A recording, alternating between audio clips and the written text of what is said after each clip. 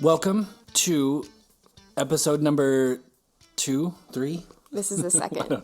Second. I lost count after 1. We recorded that in December. I know. We recorded it. We don't even know what month it is now. It's January. Okay. So like the month ago. I actually have this theory that I might be the only one who knows what day it is, what year it is. We had this conversation the other day because our friend Hillary, who was on season 2, tweeted about how it was 2017, and I'm like, oh yeah, but it no, wasn't. it's not. Yeah. Maybe it's not. Maybe you're the only person who thinks it's the new year. I really hope it's 2018. I hope so too. What did we just both go through, Adam? We just were both sick. But we were like ridiculously sick. We both were knocked out. We both had the flu. You got it We alternated the flu. Yeah, you got it on January 2nd. Yeah. And I got it. And it ran right up against my being hungover from New Year's into a flu. Yeah. So it feels like there was a small connection there, potentially. True. But on New Year's Eve, we got to hang out with your friend Catherine, who got married, which was a good time. And then we came back to Columbus, Ohio. Yeah. And I got sick right away. Then I caught it. I started getting the aches on the Saturday. Day I was done. Yeah. Yeah. And I just got back to work yesterday. Yeah. Which no one has any context into what these days are. But we were both... We both had 7 days. We were 7 days between... Yeah. But we alternated, thank goodness. So we both came into the office together yesterday for the first time this year. Yeah, for the first time in it. And we just thought, like, why not talk about it? Let's talk about being sick. Mm-hmm. So that's the theme. Today's episode is, how do you get through being sick when you own your own business? That's today's episode. And I'm going to ask you some questions, Adam. Oh, right, because on season 3, we're doing a new thing. A different thing. Remind people what we're doing. So we're not having any special guests. We are each other's special guests. And we're going to sort of interview each other. Like, you know, every other episode, one of us is going to spend a little bit more time or focus asking the other one questions. Right. This isn't going to only be about being sick. I also have a couple of other questions that are kind of tied together. Okay. But I would say the first thing is we have each other. So it's a joke that we hadn't been in the office or working together for the first 2 weeks of the new year. We sort of went back into the new year excited about just a fresh start, even though the new year isn't really like any different than the day before. But we have each other. A lot of your coaching clients or our clients, they don't have someone in business. Right, yeah. They're just sort of taking it all on themselves. Yeah. So while you and I didn't literally die, talk about deathless. Talk about deathless? Yeah. Okay. You talk to your clients about it. Yeah. I want you to talk about the concept. Okay. Okay. Cool. So I have one of the things I have all my coaching clients do is go create their own death list. And so the death list was an exercise that came out of, I forget who the first person I ever did that exercise with, but I was kind of stuck where I couldn't figure out, I think they were having a hard time figuring out like what they cared about, what was important to them. And so one of the ways to do, like one of the techniques to kind of get underneath of that with a person is to ask them what things would make them quit or stop or just shut everything down. Mm-hmm. And so the death list is a exercise I do with my coaching clients where I ask them to make a big list of everything for them that would cause them to shut the doors and quit. Mm-hmm. And what comes out of that usually is a very personalized list because everybody has different things. Yeah. Some people who I work with have very specific amounts of money that they have to make or else they'd have to quit or go find a different job.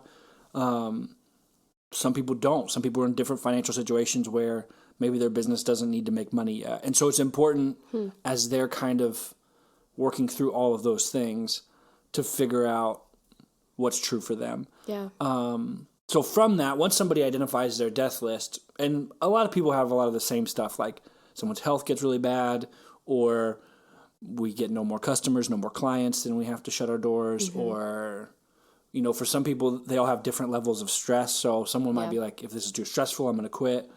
Other people would keep pushing through it, even if it's chaotic and crazy. We all have different limits. Yeah, everybody's different. One person, I just had a person a couple of days ago who was like, the amount of sleep she gets every night. She's like she's a health coach, and so she's very. I resonate with that. Yeah, she was like, if I don't have like 8 or 9 hours a night to sleep, then I'm quitting and doing something else. Which I love was it. Fascinating. So, and I kind of want to bring that up because I think that when you're sick or when you encounter hardships, we talked a little bit about that last episode about burnout, and there's things that come up in your life that force you to slow down. So while being sick isn't necessarily something that's like would probably make it on your death list, if you get a cold or if you get the flu, your business should be able to withstand that. But while I was sick and talking to people on Instagram, because I wasn't able to go out into the real world, I had a lot of conversations with people who felt like just they haven't been able to catch up. So they might not have been able to catch up from being sick or losing a client. Talk to me a little bit about what you feel like, or like what are things that can cushion the blow of being sick or being out for a week when, you know, something like your income or your benefits depend on you working. Talk about some of those things that can help cushion that. When we were both sick, one of the things that you and I think do a good job of is prioritizing, is knowing that we're not going to be able to do the same amount of stuff. I don't know if I fully understood that yet. No, I mean, we don't. Yeah. But we do a good job of saying what are the most important things. Like, what are the top 2 most important things to get done today? Yeah. Usually that's just tied to, like we were also in the middle of a cookbook while you were sick. Mm-hmm. So that's a higher paying job. And we're like, how do we get that done? That has to keep happening. Yeah. Even though you're sick. Yeah. So how do we make that all work? Right. And so we sort of spend extra time focusing on that. Mm-hmm. Other things like recording podcast episodes we don't, we're not making a ton of money off of recording a podcast episode. And so that's a lower priority. And when you're limited, you just have to do the most important stuff. And so prioritizing, I think, is really important. You and I would do that. You would come up to or you would come over to the bed where I had been sleeping all day long. Yeah. And you'd be like, we'd talk through the most important things. Or you're like, oh, I need to get this out, so I need this info out of your brain. Right. I remember I came home once and I was like, we'd have to send these notes over. So like just talk out loud and I'll just type and I'll refine it and everything. Right. Which was huge. Yeah. Prioritizing is a big deal. Yeah. Yeah. So if you think through like this feeling of how to prioritize and how to make it so that your top most important things are done, what are some things that you feel like could help people ease back into the normal routine? One of the good things that I did is I didn't reschedule every single thing that I had to postpone or delay. Interesting. And so there's some meetings I have with people where I'm just getting coffee with them or just networking, or they came to a workshop and they want to talk more about launching their thing. Yeah. So it's those. I love those conversations. They're important to me, but they're not critical to the business running every day. They're not the most important things. And so those, when I postpone those or cancel those, I sent myself a to-do note that was a week out, being okay, now follow up and reschedule once we've started to work through the pile of stuff that is more important than that. Yeah. So not to just be like, oh, I was supposed to get coffee with a random person, but actually reschedule. Right. Later. So that was a big deal, is knowing that it's going to take a while to come back. The other thing was, you reminded me of the first day I wasn't sick, probably the first day you were sick, was don't try and get everything in the world done that day. You're still recovering. The first days back were very much like I had limited energy. It was just still like, I didn't have a fever, but I probably was still like not 100%. Right. And I knew we had a workshop and I had a couple coaching meetings, and I was like, all right, I got to like really pace myself. For sure. And there's going to be a lot of stuff that doesn't get done. For sure. Which is hard.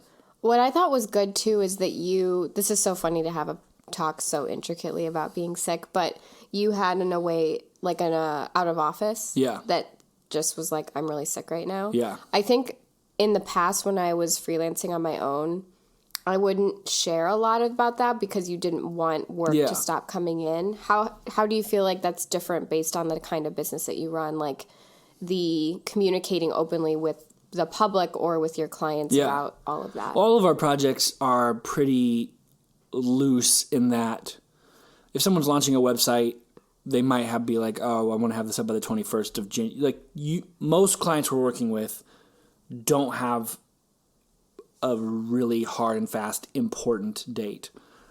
If you're trying to launch a website like on Black Friday, that's pretty stupid anyway. So like that wouldn't happen. Mm-hmm.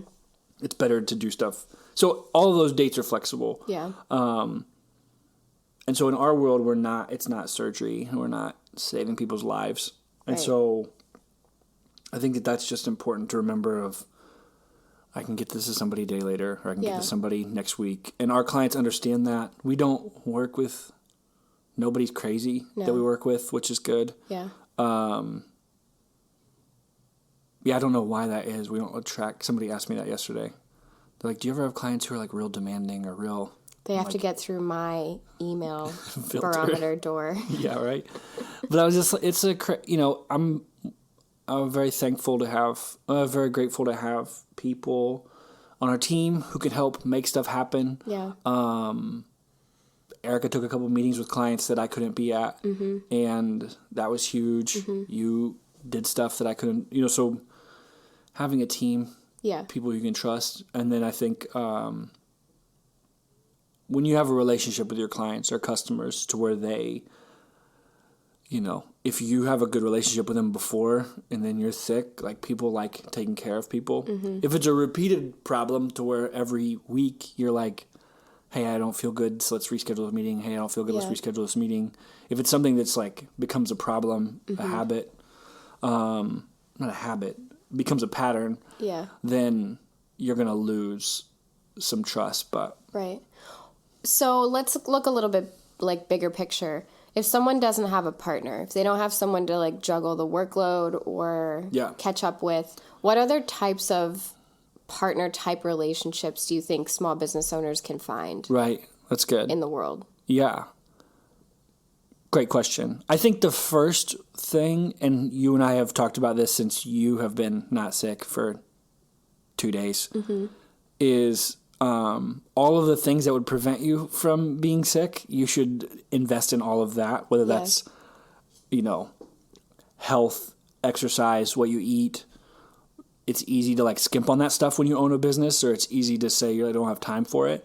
But if you and I were doing what we did alone, or we were both sick at the same time, it would have been mildly devastating. Yeah.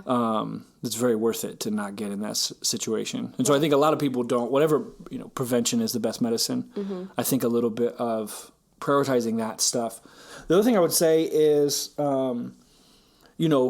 we have a team who could help with the photo shoot for sure, but you collaborate with other photographers, it would not have been difficult to find a different professional photographer to come in and take photos of cookbook. Yeah. And probably somebody who would have been happy to show up and just do it. Yeah. So having other people who might be, quote, competition or might be able to handle some of the overflow stuff, or if you need help. Or as a friend even, than just like someone you know. Yeah, I think of the photographers you collaborate with, you would for them and they would for you in a pinch, like show up and deliver the raw files and for sure not charge anything. Yeah. And you would both feel bad about that. But yeah, it's having a community or having your people is a big deal. Yeah, within the same industry. Yeah. And I guess I worded it poorly. I meant bigger picture, like how can small business owners have a partner without having a partner? Like what kinds of relationships can a small business owner find truth where they feel that support healthy? So I would say that you have to, this is a cliche, but be a good friend to have good friends. Yeah. And, I show up at One Line Coffee and Mick, one of the owners, will sit and we can commiserate, or I can tell him what I'm working on and he can give me advice. And that's just because I buy coffee there a lot. Yeah. And you're not like asking for anything. Yeah, no, I'm just participating. Yeah. And I think so many people, business owners, can be very busy. That's normal. But part of protecting your time can turn into isolating yourself, where you're so focused on making sure that you're productive all the time, or making sure that you're not participating in the community. Yeah. And that community will take care of you when you need it to, or when you have to send a bunch of emails to say, so I think a lot of times people don't think about that, what's going to happen. The other thing I would say is hiring business coaches. We always have smart people who are helping us do a better job. Yeah. Who push and notice holes, and find, there's a very, our friend Autumn and Brandy and Kelly, and there's a number of people who have gone through coaching with me who kind of has started this community of one-person business owners who they get together on a regular basis. They share hard stuff that's going on. They grab coffee or wine or whatever, and they're just friends. It's not like they have some structure to it, but it was just people saying, let's get together and talk through this hard stuff, which is a huge benefit that you and I see with each other, is the ability to not be the only person looking at something, you know? Right. But yeah, you bringing that up reminds me that a lot of times these sort of support groups or like mastermind groups, they can feel really like, hey, we don't want to bother you or like use up a lot of your time. But I think in a way, it's harder to even feel connected to things like that, at least for me. So if you're listening and you're a one-person business and you're looking for community, start your own thing and like make it very immersive or make it very like for you. Yeah. And be really clear with the other people. Yeah, you can't overstructure your friendships. Like you can, for a short term, you could join or pay to join a community or mastermind group. I mean, I even think, part of what we do with workshops here is to help connect people to others. But if you're hoping that workshops or events at the Wonder Jam is your source of friendship, of people who are going to carry you, like that's a place for those relationships to start. Yeah. Or to take further steps together, but it's not the thing that's going to carry you. You've got to be those people I was talking about, that group. They hang out when it's not easy or when it's not convenient or when they could be doing something else. Right. And it's not just, let's push each other to work really hard at the same time. And I watch a lot of people who don't have close friends or partners or people who carry them through hard times. Those are the people who carry you through hard times. Only comes when you're in a real relationship with somebody. Yeah. When you have nothing to offer them and they still show up to take care of you. Yeah. And you and I are fortunate to have that at the Wonder Jam in our business, but you've got to be that for somebody else before you ever get that back for you. Yeah. For yourself. And that is the hard thing about business, is that usually in business, a lot of times there's a financial transaction that's happening, but I don't know how much you would have paid me when I took care of you while you're sick, and I don't know how much it's worth for me for you to keep things going while I'm sick. Yeah. And we don't care, you know. And so you've got to develop relationships to get to that point. Yeah. That can carry the hard stuff, And that will last longer than any business plan or idea that you have. So many of the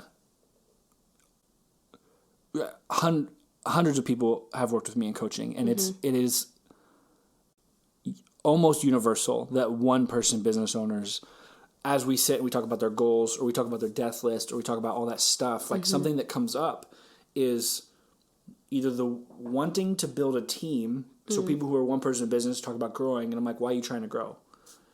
What is that for? And it's like, so part of this core thing is they just want to be around other people. They just get real isolated. And they're like, well, I either want to hire people or maybe join a co-working space. And you're like, those are two way different things. Yeah. And I think that's a big, if you're a one person operation, you've got to figure it out. Yeah. And don't need that from your business necessarily. Yeah, you know, I think it's like it's a cool thing right now to have a business that's a one person, and it's like passive income, and you can travel and do it from every city, and you can do all that stuff.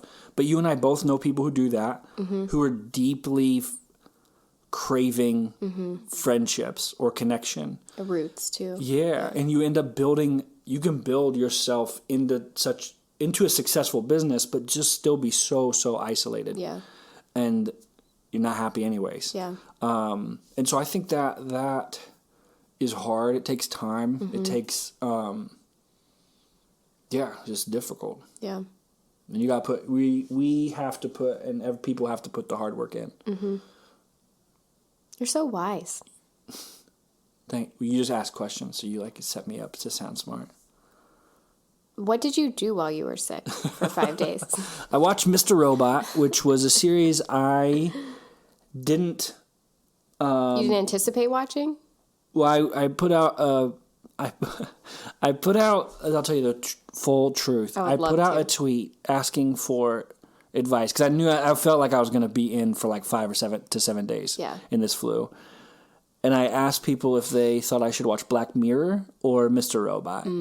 And Black Mirror won. Okay. But I didn't watch that because... you got scared? Local, recent college graduate and local photographer Julie Jackson said, Black Mirror will mess with your head way too much. Mr. Robot will only mess with your head a little bit. Oh, and to you're a lesser degree. You're I'm feverish. And then she also told me I would become obsessed with Rami Malek. Okay. Which I did. Yeah, he's fantastic. Cool.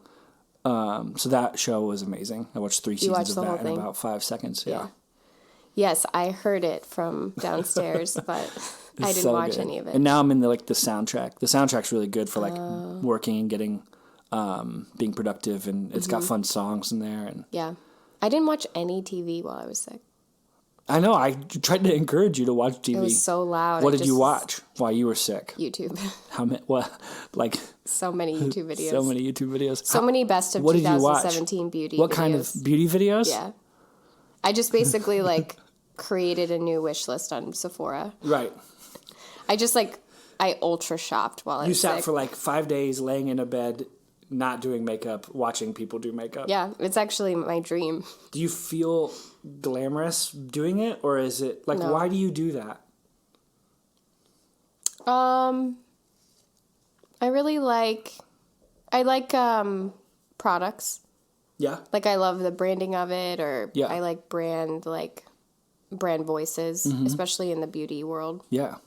I like, following along and seeing what they do and seeing what they do wrong, but it's fun.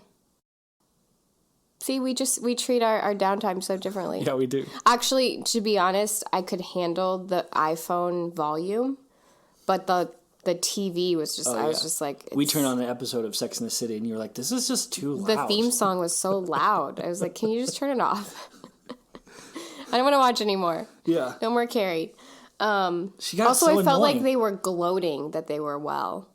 Oh, yeah. I felt it was just You know what's the worst? In a how sometimes on social media everyone's having a good time? Yeah. Well, no time is that as true professionally as the new year, when everyone's got a new kick-ass goal that they're chasing, or a habit they started, or they're they start going to the journaling, gym. they're working out, and you're just in your own and sweat. we started off you and I made not big goals, but just goals. Yeah. We had new things we were going to start doing, things we were going to jump into, and then it was no. Yeah, it was actually to be to kind of wrap up this episode.